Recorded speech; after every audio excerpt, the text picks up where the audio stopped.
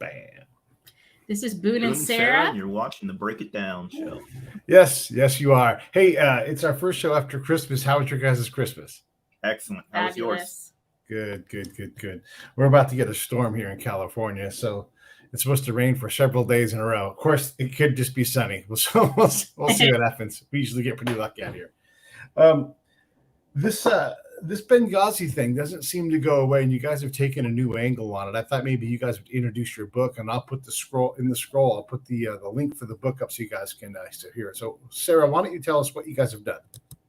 Yeah, so starting in 2015, we actually conducted our own personal investigation into the attackers. And so we basically spent years identifying all the terrorists who were on the ground at the consulate, attacking us so they could be brought to justice one day. And when you say that, like, what credentials do you guys have to pull off some kind of self-investigation? And you guys work at Rayleigh's or Arby's or something? What's your background? Stayed at a Holiday Inn once. Totally, yes. Yeah, so my background, I was a CIA targeter, and I was actually an expert on Libya. I used to actually track the terrorists in Libya and in other locations that were pertinent to our story, like Pakistan and Afghanistan. Yeah, we both have extensive backgrounds within the intelligence community, and we've done things like this before for the U.S. government. Both of us were there before the incident happened. Both of us were there when it happened and participated in the event. And then we were there after, especially Sarah, who really spearheaded the investigation or the lack of an investigation after the attack. So we're kind of like subject matter experts when it comes to Benghazi because we were actual participants. Yeah, and when it comes to Benghazi investigations, I worked on CIA's work on it. I helped FBI with their investigation, and then I worked on one of the congressional investigations into the attacks. Why is it that you guys are doing your own investigation? Why isn't this being handled by the U.S. government? I guess that's the next question we have to ask. That is a great question. If you know the answer, please let us know. We believe it's political, just like most of Benghazi has been. Like you said in your opening statements, Benghazi won't go away. We won't let it go away until true justice is actually done. Unfortunately, Benghazi has been turned into a political football and used by both sides. And that's unfortunate. So a proper investigation was never done. A scapegoat was selected. He was low-hanging fruit. He was convicted, not of actual attacks, of just being a looter. And then the case was closed. And then everybody hoped that they just forget about Benghazi and it would go away. Yeah. And, like I said, in 2015, when we decided to do this, we did it because nobody was going after the terrorists, but we honestly thought somebody would, right? We didn't really realize when we put out our book in 2022 that we were still correct as our assessment in 2015, right? So it's actually a little disappointing. Even different administrations, different leaders in the intelligence community and in the law enforcement community, none of them stepped in and said, hey, it's now time to do the right thing and go after the attackers. So it is pretty discouraging.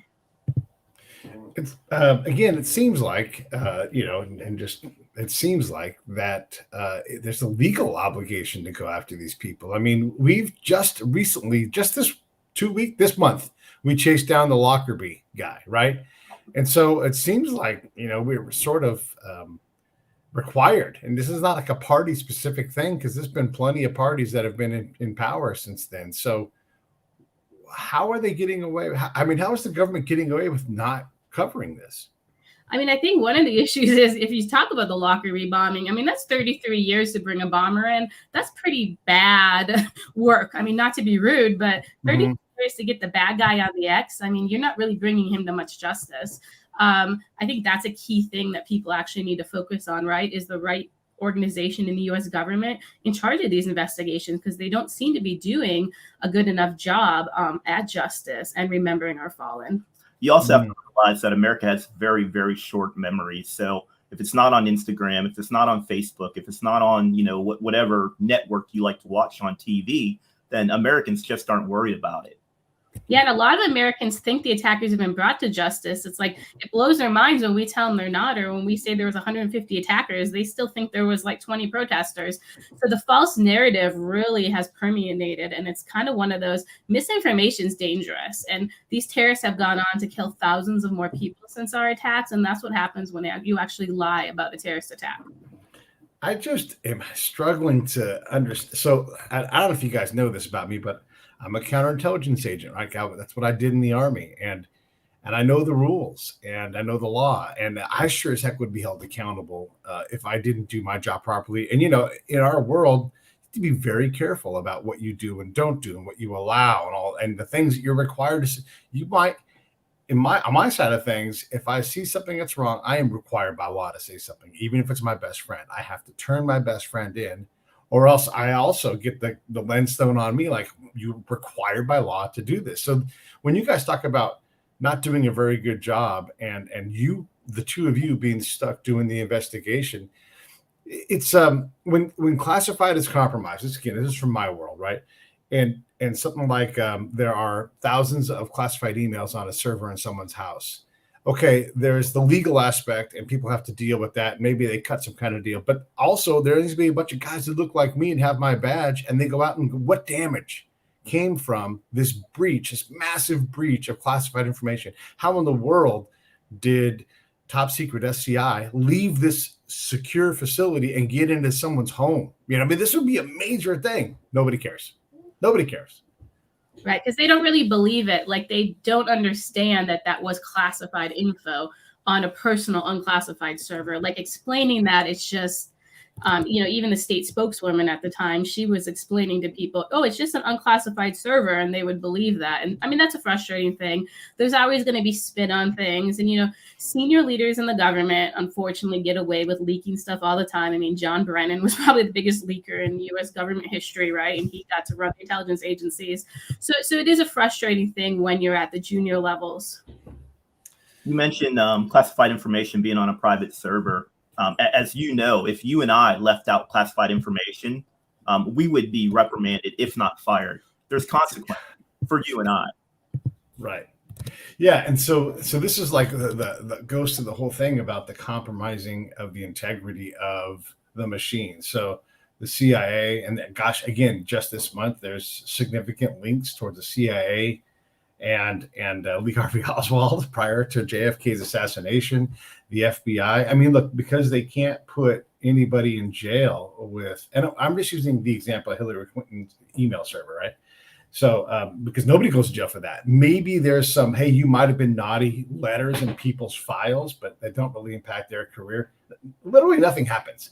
Yeah, Boone, if you and I did that, done. And I mean, if we put a thumb drive in that was classified secret, like, crap, wrong thumb drive.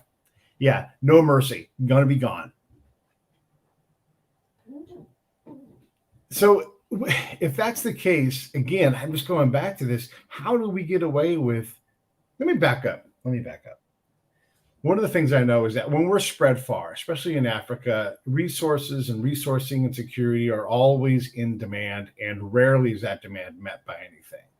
We had Brian Black's widow. He was on that team out in Niger on the border that got whacked, the SF team. Mm-hmm. And you can say, hey, they shouldn't have been there. But the thing is SF teams go there. They go with not enough stuff. We know that there's, if anything happens, they're going to be in the lurch. But this happens every day all over the world where these things happen. And so I can wrap my head around Benghazi and how it happens, and how there's an elevated threat. I mean, there's elevated threat God dang every day, like this embassy, that embassy, this consulate. Everybody's got reporting saying that something bad is going to happen. Can you guys wrap your head around that? Like, can you go, yeah, you know what? This is just one of these things that's going to happen every so often because we do dangerous games in dangerous places. Yeah, I mean, one of the things when we were in Benghazi, it wasn't really if, it was when. The issue, though, in Benghazi is on our CIA compound, it was fortified. We had the appropriate security we needed. Our counterparts at State Department didn't have the security they needed, and that's what put them in a pretty difficult situation. But at the end of the day, like you said, it's Africa. It was 150 terrorists. That's pretty hard to defend against. If they came at the annex, it probably wouldn't have done a different story, but that would have been pretty hard for State Department to defend against at the time. Yeah, we never really had a problem with what happened. Like Sarah said, it wasn't if, it was when. The big issue is after the fact, how it was handled, or the lack of how it was handled. That's our real issue. Yeah, no, I get it. And again, there's requirements. So do you have to leave the CIA, Sarah, to work on this project? Is there some kind of change in your professional positioning? Yeah, I had left the CIA about 3 months before we actually started our personal investigation. Do I need to leave the CIA to do it? Probably not. I might have had to just fill out a form and let them know I was doing it, because we actually did it completely unclassified. We didn't even go talk to intelligence officials overseas. We wanted to keep it all unclassified so we could share it with whomever might be willing to go after the attackers. So in that realm, it really wouldn't have affected any CIA equities. Yeah, there's a big misconception that a lot of us after Benghazi, were fired or we quit, and that's not the case. I actually continued to work for the agency until 2016, and Sarah stayed with the agency until she was recruited by the select committee. When you guys look at the entire case, I guess when you go to get started, how does this come together? And do you guys already know each other? Because it's a pretty big endeavor to take on. Yeah, I mean, we had worked together, as Boone said, in Benghazi. We'd known each other for a long time. We've been working in war zones together since 2009, so we've been very close. The thing we decided to start with was, let's prove it's an al-Qa'ida attack. So actually our first focus was to go after the al-Qa'ida terrorists at the attack. And then we picked a number. We're like, let's find 20 terrorists and let's find 50 terrorists. And then we got just like, let's find all the ones we can find. And now we're kind of going a little crazy trying to find the last 20 to 25 because we've gotten so close to the 150. So that's basically how we did the progression. I want everybody to make sure you guys check out the link. It's going to be right here on the chat notes on YouTube. It'll also be here on the screen right there. Know Thy Enemy, get that on Amazon, and you guys get a chance to read about Boone and Sarah's incredible work. The ability to run around, and I guess you guys are doing this on site in Libya. I mean, how permissive was the environment? So we didn't conduct the investigation on site on the ground. It is open source. We won't reveal our sources, but it is open source. Everything has gone through the Agency Review Board and DoD's Review Board as well. But we did it open source so we could actually share it with other governments, not only our own, in the hope that someone would have use of the information. Yeah, and I mean, essentially, we use Libyans. Obviously, the U.S. government's information on Libya is pretty crappy. And we even actually made that decision in the beginning. We actually set anything aside. We even learned during our time in the U.S. government to do with Benghazi because things had become so warped just even in those few years. And we said, we're starting from scratch and we need to do a few things. We need to have confirmation that the person was at the consulate. We need to get a photo of them besides like the consulate footage. Like we need a photo to say this is the right person. So if you're telling me he was there, you're talking about the right person. And then we needed to get their full names. The U.S. government had like some terrorists and they just had like an Abu name for them. I mean, that's crap. So we actually book list, if they have 5 parts to their name, all 5 parts are in the book. So we had pretty high standards, even higher than the U.S. government has for their investigations. The folks won't know this outside of our world, but if you were to look at like a diagram of everybody we know from al-Qa'ida, there's a whole lot of Abu and then shady characters, like a silhouette. Like we don't always have the picture of the person. And they're like, he's 5'9", wears sandals, has a black mustache, and you're like, yeah, you just described every Libyan, every Iraqi, like you just described everybody. So to get pictures is a pretty substantial hurdle to get over. How did you guys source that? Is this all still open source? Yeah, luckily, you actually had it on your scroll bar, I think. Luckily, a lot of our terrorists had been detained previously. What a lot of people don't realize that they call it the Democratic Arab Spring, but really the Arab Spring was just the greatest release of terrorists in the world ever until Afghanistan last year. So all the terrorists that were detained and had life sentences actually got released during the Arab Spring. So luckily, a lot of them you'll see in our book, we have a lot of detention photos in the book. Obviously, other photos are their national identity photos, like on a driver's license or passport. And then really interestingly, a lot of the terrorists, or at least their family members, had Facebook pages. So there's a lot of Facebook photos in our book. It's actually really unfortunate. Like Twitter seemed to be good at taking down the terrorist pages, even though they still have some profiles up. But Facebook, like the terrorist pages were not coming down. I mean, they have pictures of guys they killed on Facebook. I mean, it's pretty atrocious. When you're putting everything together, I know like one of the things that I had to learn from being in the field and collecting, and I've got a lot of field time. was I had to learn that, like, hey, I'm wrong way more times than I can possibly realize. And so I had to always, you got to move fast, you got to go forward, but you always have to like look back. Like one of my favorite questions to ask new agents is who's running who, and then where are you wrong? Like, where do you think you're 100% right, and how do you know that? And then you start to circle back and you look at, and you're like, I need to talk to more people, I need to get wider, or I need to get more focused. And that kind of was how I did my collection on this stuff. It's easy to pick the wrong person and put them in the book. How do you guys prevent that? Well, we actually used several identifiers and multiple sources to confirm that the person that we were identifying actually was who they were. Yeah. And if we were maybe on someone, they didn't go in the book. So the people in the book are 100%. So we do have a very long list of suspects. Those are just the ones that we could hit those benchmarks with and put them in. So we didn't risk putting anyone in the book who wasn't involved. That sounds like an impressive body of work. Have you been busy taking calls from the U.S. government trying to get to the bottom of getting these people brought to justice? They've never called us once. We've provided a couple tips to the FBI. And oddly, like one tip was just last year, and we told them one of our terrorists were speaking on Clubhouse. And then I reached out to them after, and I'm like, did you guys record it? And they're like, oh, we don't have time to do something like that. And I was like, well, luckily we recorded it and translated all the Arabic for you. So the frustrating part is they've never actually come to us to even ask us the information we have or anything. So they haven't been proactive at all during the event. I've never been questioned at all by the FBI to do with Benghazi, and I was in Benghazi the day of the attacks, and for, like Boone said, 2 months after the attacks. We actually had an FBI agent that had nothing to do with the attacks, and we showed him some of our information, and he's like, oh man, I thought we caught those guys. I thought we caught those guys. What does that make you, what is that, like, you guys are pros, right? What does that make you think about our industry that we're in?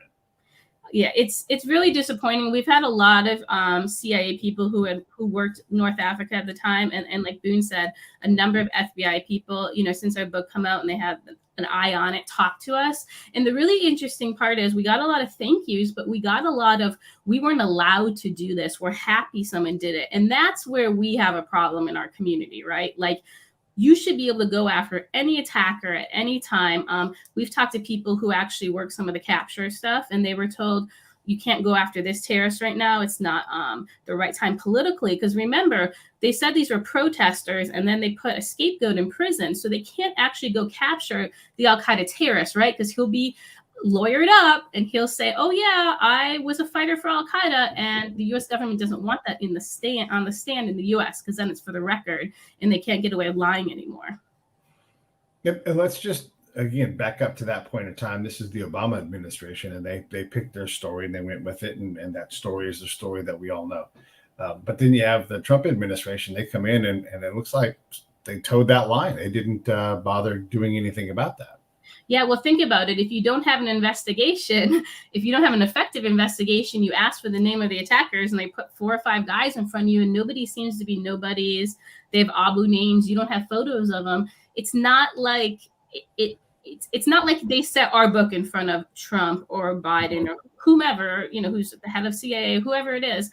That's what happens when you don't have an effective investigation. You also have to realize that they used Abu Qatala as the scapegoat, and they declared him the mastermind. So a lot of America actually believes that he was the mastermind, and the case is closed. Like, we caught that guy. He's in prison. Yeah, we actually did a survey, just a little fun one online, and 71% voted yes, Qatala is the mastermind. I mean, that's how bad the misinformation is. Like, they believe we did get the mastermind of Benghazi, and he's in prison in the United States. So it's pretty scary. What did happen? I mean, if everything we know is wrong, what actually happened? So it actually was an al-Qaeda planned attack, and it was supposed to be a kidnapping that went wrong. Yeah, and then that was the consulate portion, and then a local terrorist in Benghazi actually did the mortars that killed Ronan Bubb at the CIA, and he decided to do that in real time when he heard more Americans were coming to reinforce in the city, and so he decided he wanted to kill all the Americans that night. So it's actually 2 separate masterminds, 2 separate attacks.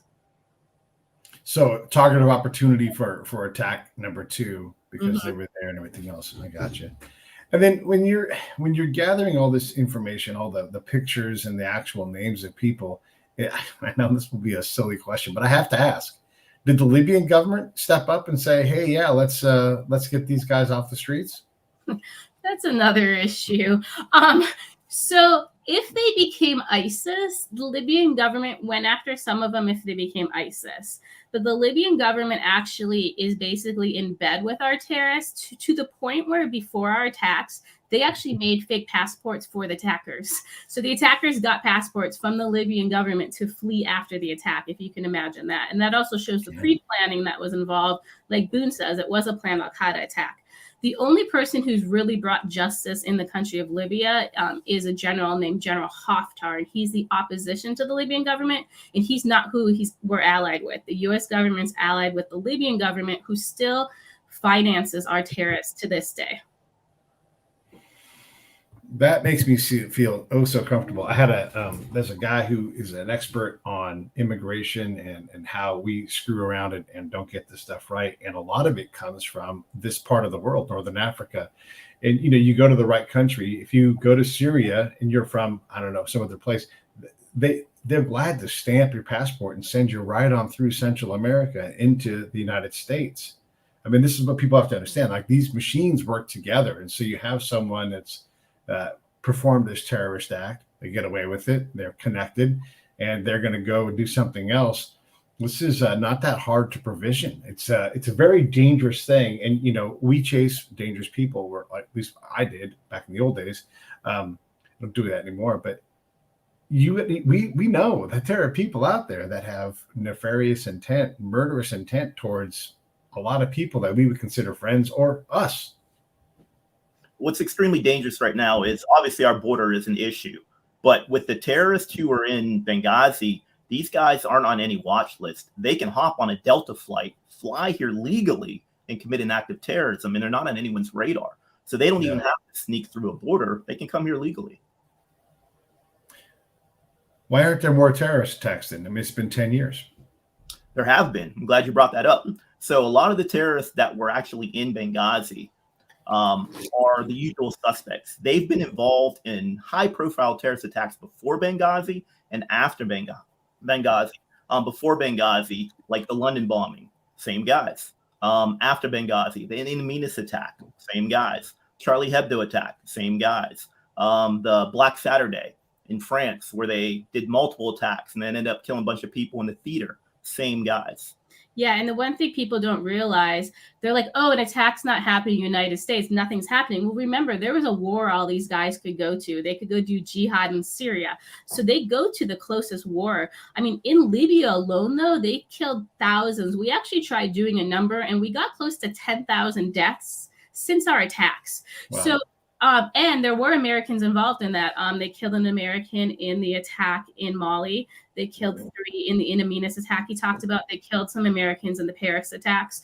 So the thing is, we forget that, right? We don't pay attention to those things. It wasn't a bomb in Chicago, but the guys are getting the training they need. They're making the networks they need. And when they want to target us, they will. And terrorists are very, very patient.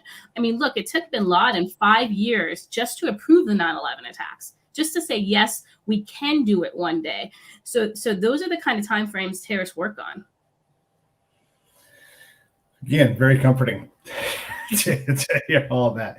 Yeah, you look at all the different attacks, the Eagles of Death Metal attack in Paris also, and Paris, people don't realize Paris is just down the road from Libya. This is not just a short flight, a very short flight to get from here to there. You can drive. I mean, this is a connected part of the world. So, I mean, I have to imagine that different leaders are getting on the phone being like, hey, why aren't we grabbing these guys, U.S.? Help, let's figure this out. I mean, France is going to pay the bill in this thing for a long time. It's not just these attacks we can name right now, but it's whatever's next. They have their Arab ghettos where there's a lot of people that just don't have enough things that are exploitable. A guy like me on the other side, please send me to Paris. I'll take some of these young men and I'll turn them into weapons.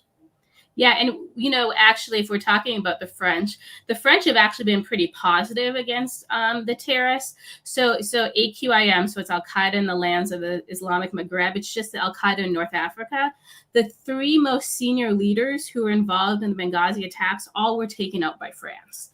So France is the most proactive in our story besides General Haftar, but they have failures too. A couple of our attackers were French. One of them was in prison, and he had a prison sentence in France that would have kept him in prison during our attacks, and they let him out early. And that's a problem with Europe. They only hold terrorists for a few years, and then they get out and they commit another attack. So there is a justice system problem in Europe. Yeah, something you'll find with a lot of our terrorists, all of them weren't Libyan. We did have Germans, we did have Canadians, Scandinavians. So there is a variety there. But also a common thread is most of them were detained at some point, and most of them were released early for whatever reason at some point. And is this a thing where someone goes to Sweden to immigrate to get away from whatever they get, but they're still connected to the world and they get drawn back in? Or are these sleeper cells that are waiting to be activated and they do? How does that work? Yeah, so for our Swedish example, he was living in Sweden. The revolution kicked off. He came back to fight.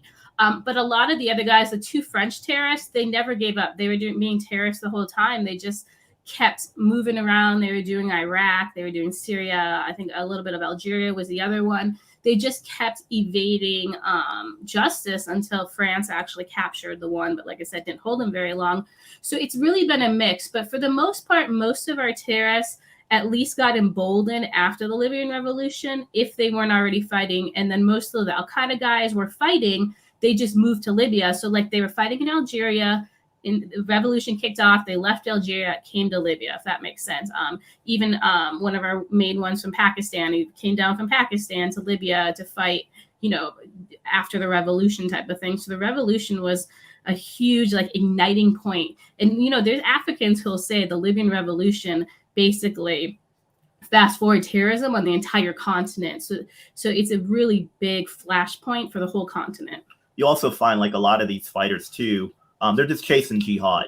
Like Sarah said, someone fought in Sudan and other places. They fought in Iraq. They fought in Syria. They fought in Libya. In Algeria. They're just chasing jihad. Yeah, and even the Manchester bombing that you hear a lot of because Ariana Grande. That bomber fought in the revolution, was just a teenager. The UK government knew he fought in Libya. He had pictures of him with weapons. He had pictures of him with an ISIS book behind him in a bookstore. They didn't do anything about it. And that's another thing, right?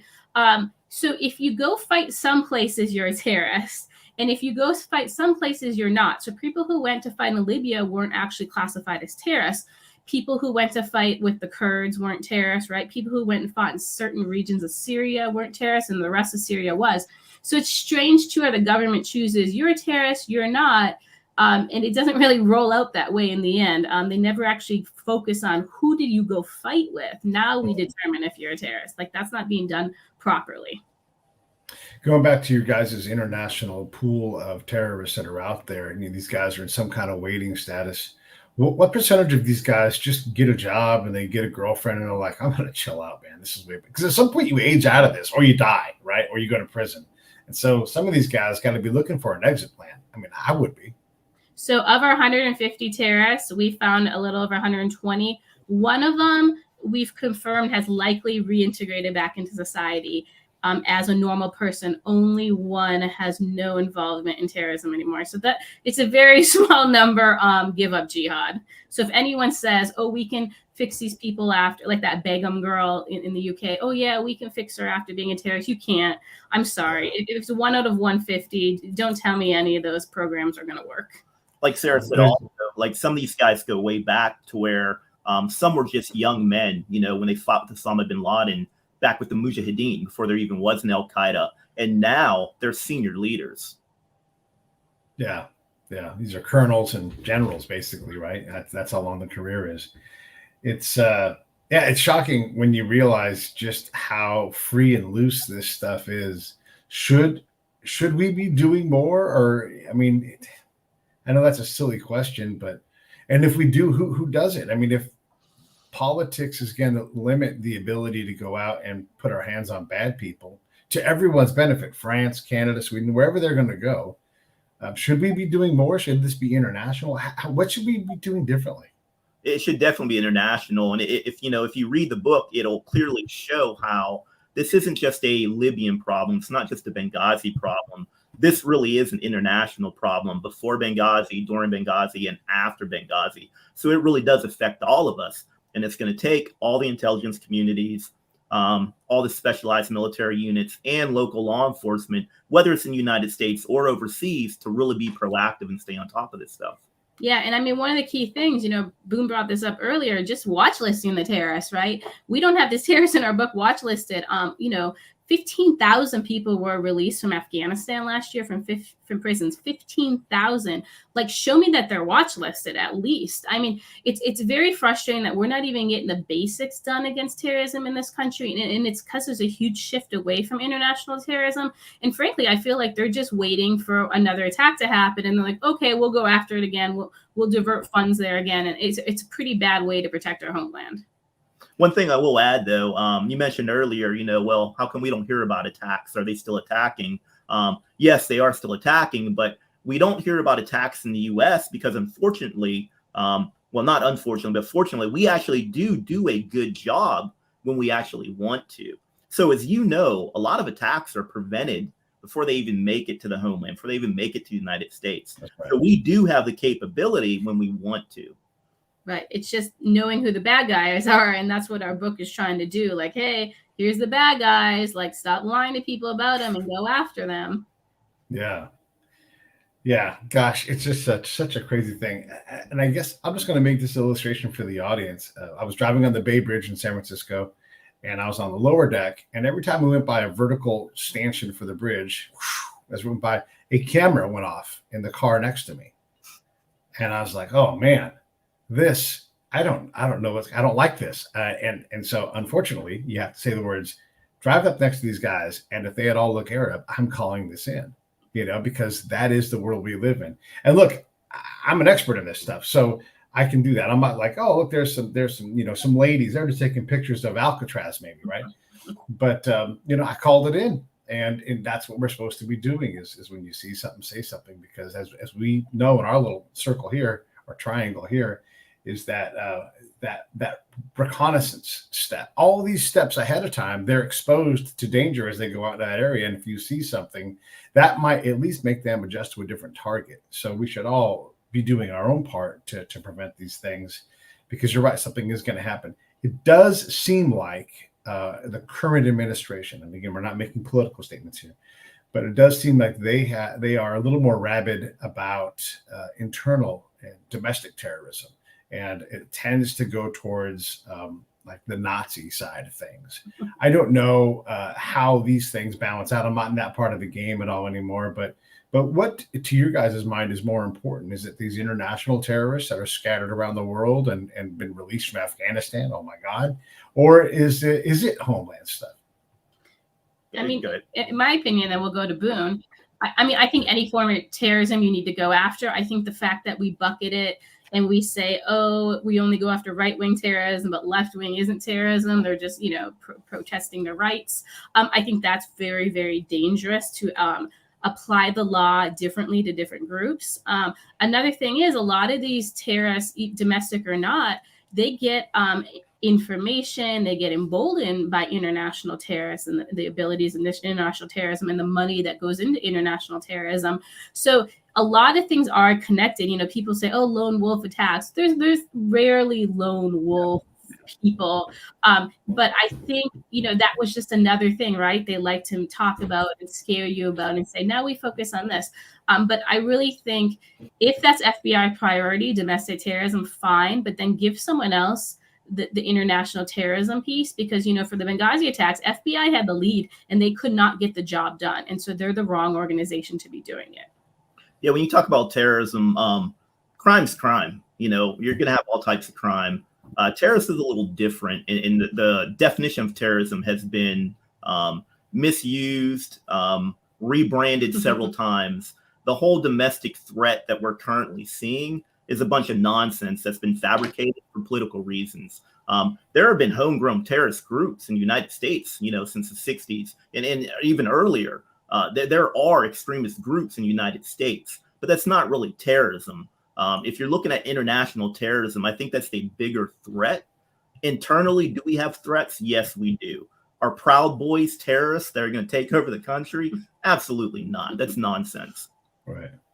Yeah, a lot of that stuff is driven by clickability. Like what's going to get clicks. Proud Boys get clicks. Elon Musk gets clicks. Donald Trump gets clicks, and so you don't actually focus on the problem that we have. Is this international terrorist problem? Is this something that we can wrap our hands around with the international community and actually throttle to the point where we can get in front of it and stop it?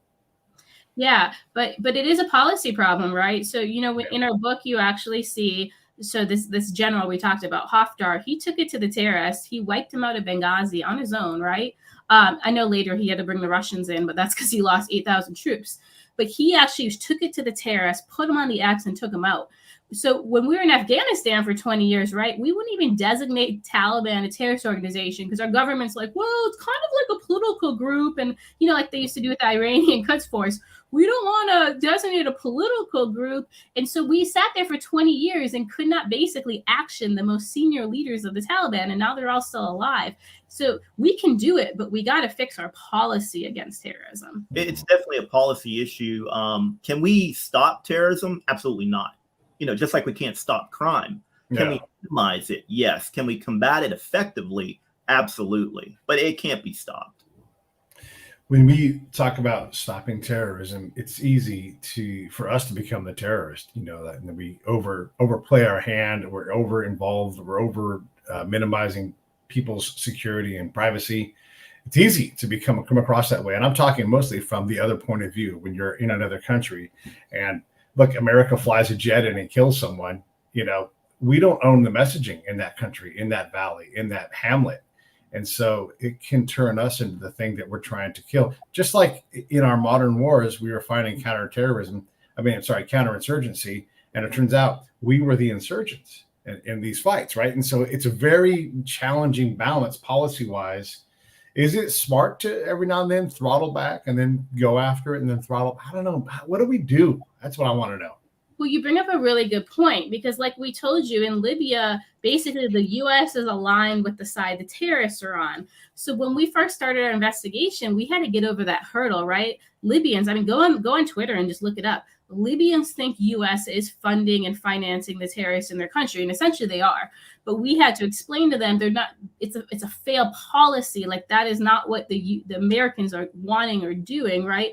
But we had to go through a lot of hurdles with that, which is very unfortunate. Like you said, we basically become the terrorists, and in Libya, the Libyan people think the U.S. government is aligned to the terrorists, and it's not going to change until our policy changes. So it's not about throttling back. It's about doing things the right way, doing things ethically. And if you're doing something that's enabling terrorism, change, right? Like our government's so bad at saying, hey, we took the wrong path. We're now going to go a different way. Yeah. Even when Trump decided, I'm going to align with General Haftar because the Libyan government seems to be the terrorist side, the press went nuts on him, right? It became Russian collusion when he was actually going to divert us to the right side. So it's super frustrating too, because people who don't actually understand what's going on the ground are throwing out talking points. They don't actually know that would have been the right thing at the time. They just hated him so much. So it's very frustrating.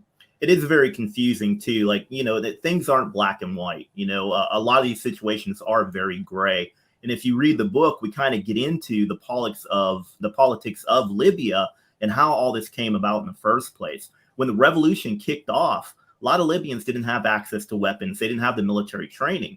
So they had to turn to the extremists who did have the weapons, did have the military training. After the revolution, those guys didn't want to give up power. Some of them wanted to be a Islamist militant government, and others didn't. So it's never black and white. And there is a lot of gray that you have to sort through, in any part of the world. Yeah. Yeah. The standard domestic terrorist group, militia, or just like-minded dudes that like guns, that's three different categories and they blend. And if you have the one radicalized person that has enough influence, then maybe there's some action there. But most people are going to bitch about stuff, but they're not going to do anything, right? Like that's a vast majority. What we're worried about are the people that do things. It's such a frustrating topic because we really should be better at this. If the FBI can't handle this, and this is literally their job, like this is why they exist, go find and kidnap babies and stop international terrorism, like the things that they probably do best. Who's going to do this? Like what agency, what element, what international group is going to go out and seek these targets out and do something about it? So as you know, like everyone has a role to play. Obviously, the Central Intelligence Agency is the driving force behind most of this. When it comes to investigating terrorist acts after the fact, the FBI might have overstepped their purview, if you will, and that needs to go back to the Department of State Diplomatic Security Service. They have the relationships, they understand the region, they're better suited to do that. Unfortunately, the FBI has come politically driven. Now, the agents that are in the field, they have the capability. There's a lot of good, hardworking agents that are very capable, but as a bureaucracy, they're driven by politics, which affects their ability to actually do their job. Yeah, and if you actually just look at Boone's example, like let's say the Benghazi investigation went to DSS. DSS had been in country during the revolution, post the revolution with us. FBI put boots on the ground, had never been in country. They didn't have an attaché in country. They had no sources, no relationships with anybody. They didn't even really understand, right? Like, who's running this area? We're like, this one's run by a militia. There really is no police force. Like, they didn't even know the basics. Like, they are the wrong people to be doing these overseas investigations. The investigations into terrorist attacks and the American hostages, they should not be in FBI's hand. They just don't have the proper relationships. Just as a quick example, when the FBI actually came to Benghazi 2 weeks or a month later to do an investigation, they were actually escorted. Their security was provided by some of the attackers who actually attacked us, and they had no idea. And they even took a photo with the CIA Annex mastermind. So there is a group photo of the FBI agents with the mastermind of the Annex attack that shot the mortars that killed Ronan Bub. So I'd love to see Congress ask for that photo. It's unfortunately, this is not a surprise, and this is, you guys say there are so many great people in the government, and it's just when it gets skewed, like when we take on too many things, you don't do the thing that you're supposed to do, and this is one of these problems where the politics has gotten in the way. You're so worried about President Trump or President Biden that you don't just go do your damn job or allow the great people on the ground, the guy who's got his nose or the lady's got his nose in an Arabic book and they're trying to master Libyan Arabic so that they can be a better agent on the ground. You have that person locked up in an office doing reports to some person back in DC instead of just out on the ground. Because here's how you build a network. You get the fuck off the camp and you go start talking to people. And yes, it's dangerous, but you're also dangerous because you're an FBI agent if we let them do it. Yeah, we agree. Our book's amazing, right? Because Libyans took the danger. They went and got the information. They did that investigative work and supported us and to the quality we needed. And it's very frustrating. You can't expect that from your own government anymore. It's very discouraging too, right? It's like, I know we're a little more emotionally connected to this because we knew everyone who died. These were our friends. But at the end of the day, it was an ambassador, and that's your president in another country. And it's like, wow, if you won't go get justice for an ambassador because of politics, like there's really no hope anymore for the intelligence community. Like it almost needs to be gutted if politics are that much in control of your work. We bring politics up a lot, just so the audience understands. We're very apolitical when it comes to this book, and this book is not political at all. We don't care what side's in power in the administration. We just want someone to actually go after the attackers. That's it. Yeah, and let's understand that both sides are bad at a lot of this stuff. We have, a friend of mine is a guy named Dr. Robert Hunter, and he's an ambassador. He was an ambassador for NATO, and he talks about the former ability, and he's a Democrat. He talks about like we used to just work together on these big problems, but we can't seem to do that right now. We're making a lot of bad decisions, and we see the results of that. Like we can't even acknowledge that there was a problem with the Arab Spring, that it was an opportunity, and the administration the administration that's there now like misread it, bungled it, and got it wrong.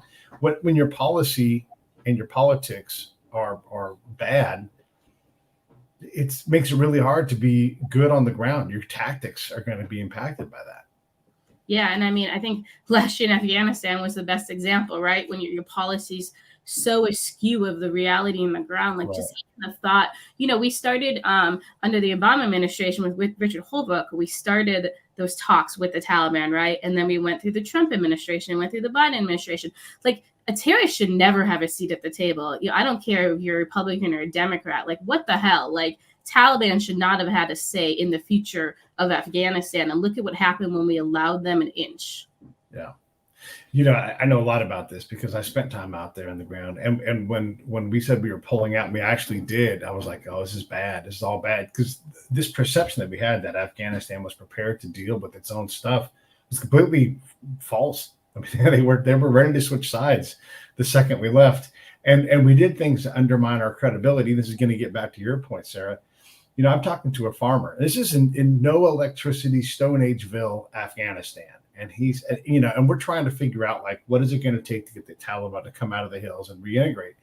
And he says, this is Taliban country. Mullah Omar is from this area. And no shit, Mullah Omar was 3 miles from our main camps, right? And he said, they're never going to do that. You guys are negotiating with them.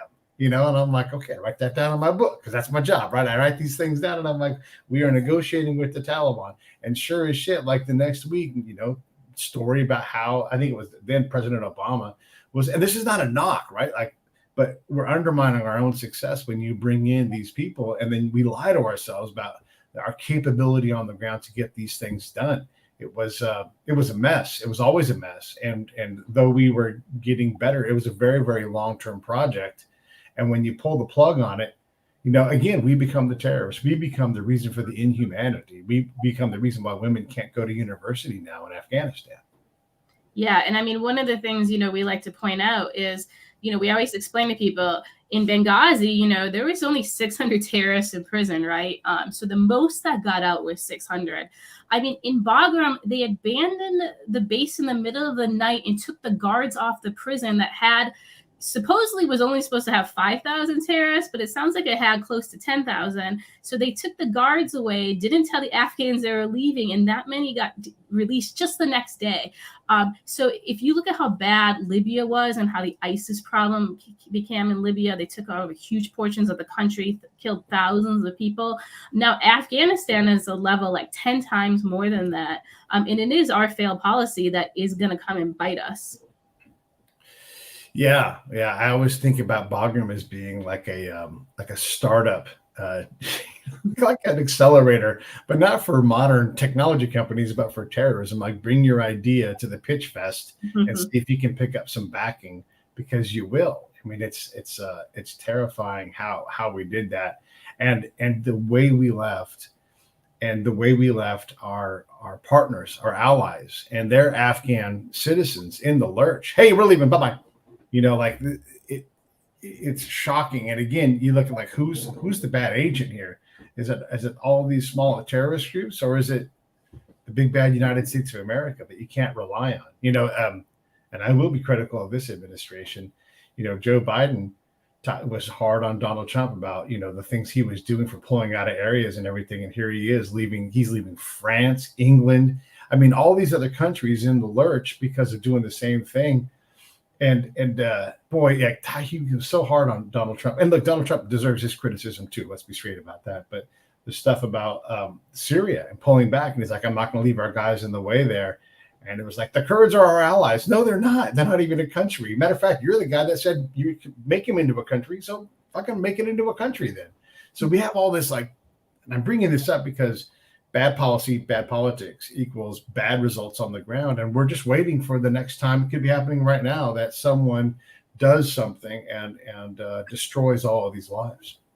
Yeah. And I mean, the other thing too is, when a terrorist group runs a country, it's very dangerous, right? So, Taliban runs the country of Afghanistan. So they're the passport authority. They've issued thousands of passports to terrorists. They're trying to, put terrorists into refugee pipelines. So that just makes the whole system dangerous. If you can imagine, there's real refugees who need real help. And now they got terrorists next to them. And then you got to figure out who's good and who's bad. And the good are going to be the ones who end up suffering too. as you know, policy drives operations and what we do, where we do it, and why we do it.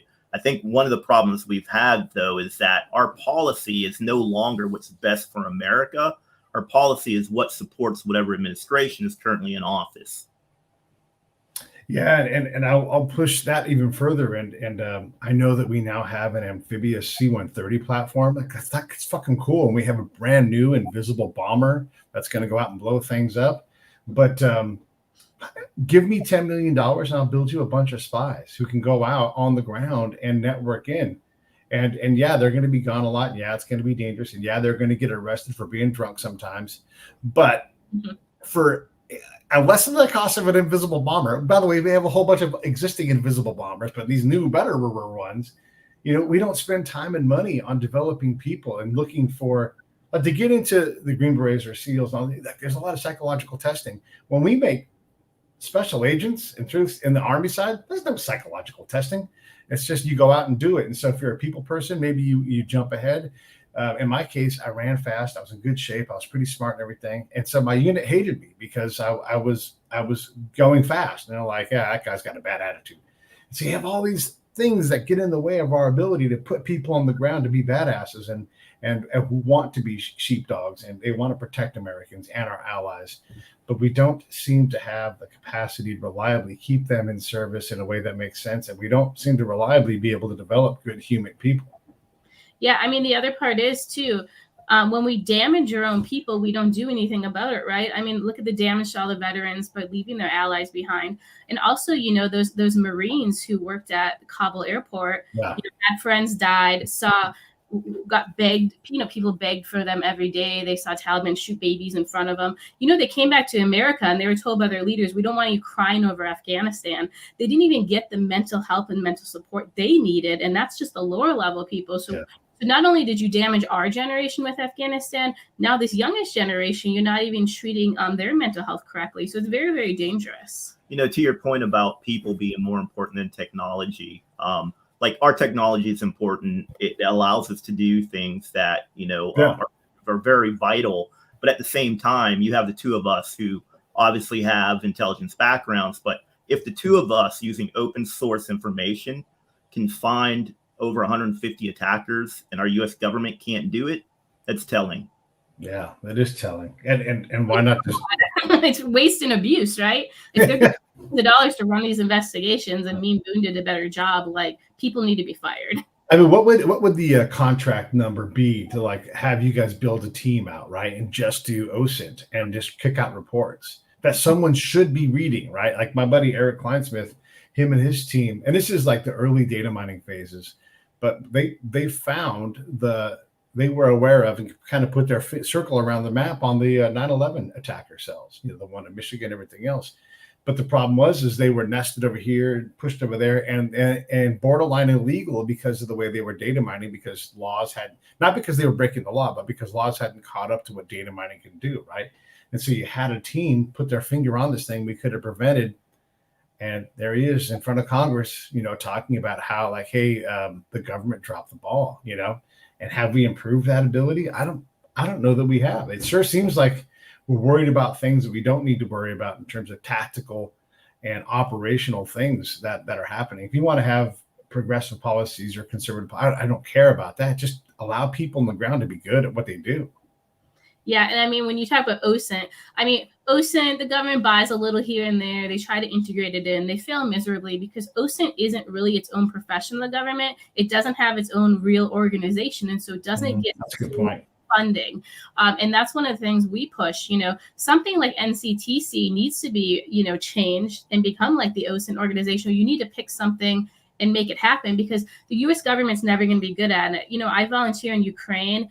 And my intel team, who are all OSINTers, the work they do unclassified on Ukraine would just blow your mind, right? And I was like, I work in the government and don't even see close to this quality. And it's scary, right? Because that means we're so far behind other people because we work in skiffs. We have locked doors. If it says secret, the information's super solid when half the time it's crap. And we're not pulling in those better outside sources. And it's very concerning. I mean, if you went right now and pulled up all the classified information on Benghazi, honestly, you get a pile of shit because that's what they collected. I always say crap in, crap out. And that's what you have in the US government right now. Yeah. And also the overclassification of things.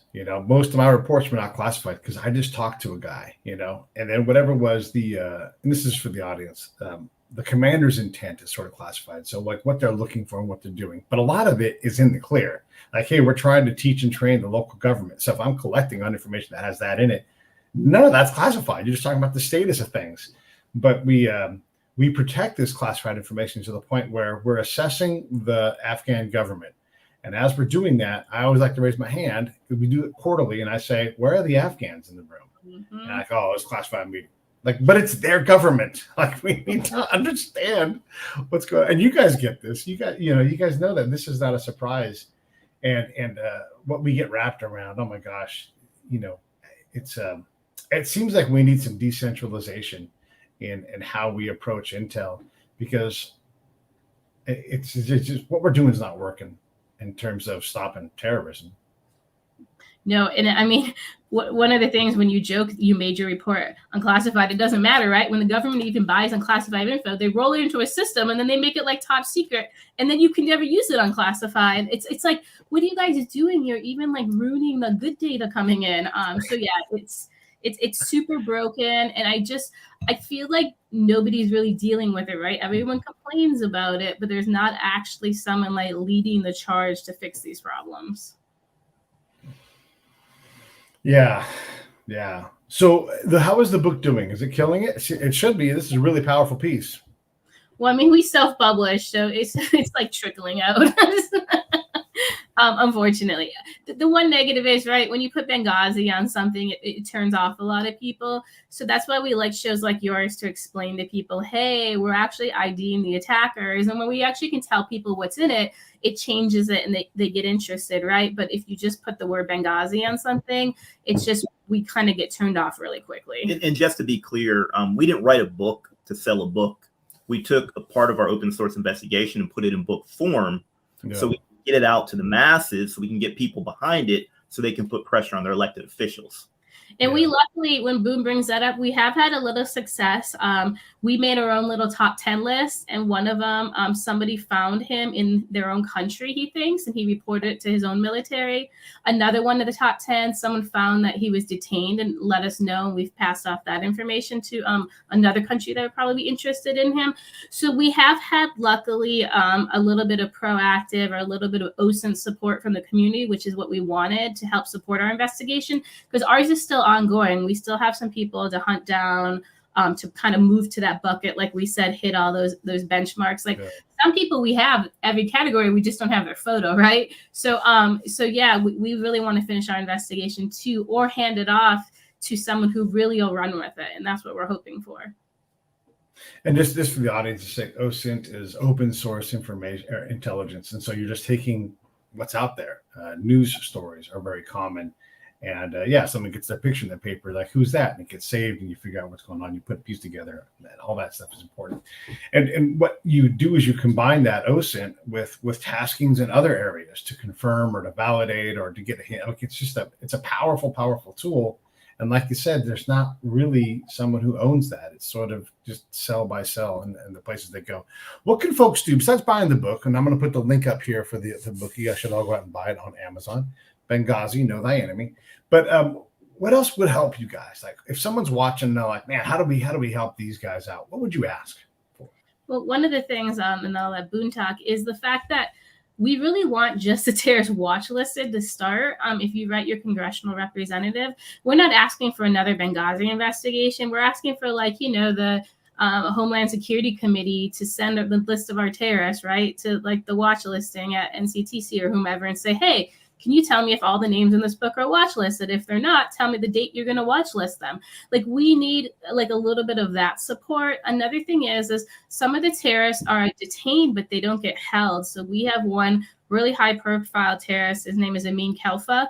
He's been released 5 times. One of the times, right after he was released, he killed 140 people. So we're concerned he's going to get released again and kill more. And so he's actually one of the few we actually would like extradition to the U.S. So there are a few like that. So the really key thing is if people actually tell their representatives, we care, we want you to go after these terrorists. We don't want them to be a threat to us. Yeah, absolutely. I mean, Sarah said it best. We need people watch listed. Those who are detained, we need access to them so we can debrief them, extradite them to the United States, and try them, if that's appropriate. The ones that are at large, we need to put them on the X. And then, the big elephant in the room is we do have a failed policy in Libya. Can the 3 of us solve it? No, but people need to know that that's factual, and they need to know we are supporting terrorism in Libya, and it's not going to get better if the U.S. government doesn't take a step back and stop it. Yeah.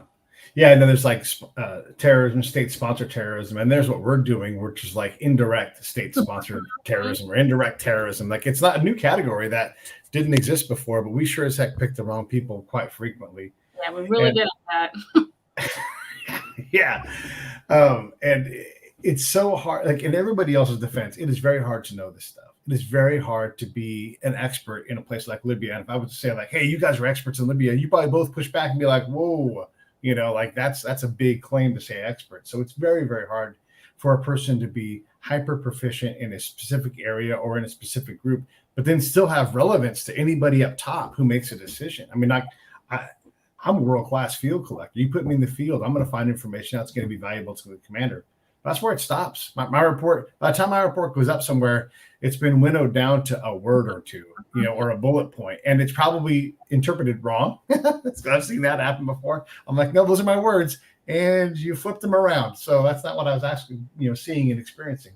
So I want to be fair to folks who are trying to do this. There's a lot of really good folks at all of these organizations we've been talking about who are desperate to try to protect Americans. And they also have to protect themselves, their livelihood, their profession. So these are really complex, hard problems to solve. So before everybody thinks like we're just a bunch of dicks just picking on everybody, we all know just how hard this is. Anything in closing from you two? Yeah, I actually saw there's a question, so I'll answer it really quick about whether we had pushback from the government. The really interesting thing is how the approval process works at like CIA, for example. They're looking at your publication to make sure you're not giving up any sources and methods. So they care about, I don't know what it is, like our chapter 2, right? When me and Boone say, hey, we got to Libya, here's where we worked, here's what we did as backgrounds. That's what CIA cares about. So those are the parts of our work that they obviously had to approve, but our classified open source work, that has no bearing on the CIA. We didn't talk to any CIA assets or anybody who CIA had a relationship with. So in that case, the U.S. government doesn't really have any say. So there is no pushback because there is no U.S. piece to that. Yeah, right. I have been through the review process several times. This was actually very fast. Yeah, we didn't have any major hiccups. It's just we had to go through CIA and we had to go through DOD. So the total time took 15 months. No, that's not bad at all. And again, to the credit of the government, this is not true that you could publish something like this and the CIA is like, hey, it's not our business. Go ahead and do what you got to do. That would not be the case in a lot of other places. So there are plenty of good things in here. And it's important to remember that. And Mitch is a good longtime friend of mine. He's going to be on the show again soon too. So I appreciate him checking in. All right, let me roll these credits unless you guys have anything else to say in closing. Anything? No, appreciate you being on the show. Yeah, we enjoyed. Stand by for a minute. Hey, thanks for watching the show. I really appreciate it. Right here, you can subscribe. Please do that. It makes the show grow. Hit that notification bell so you know which incredible guest is coming up next. Down below is the PayPal link. You can put a small subscription in. That is an enormous help. All that money goes right back into the show. And then right up over here are the next episodes you should listen to, curated by yours truly. Thank you so much for watching the Break It Down Show.